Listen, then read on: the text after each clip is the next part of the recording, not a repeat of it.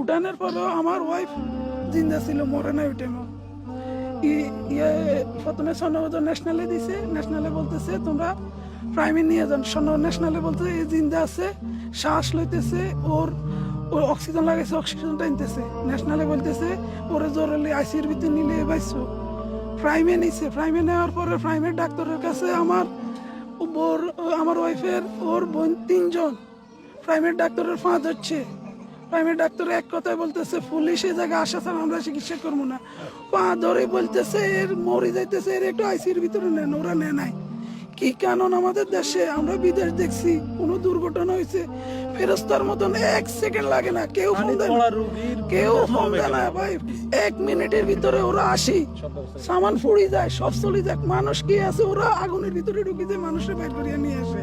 আর আমার দেশের কানুন ডাক্তারে বলতেছে পুলিশে যাত না আসলে চিকিৎসা করবে না, এই মৃত্যুর সাথে লড়াই করতেছে।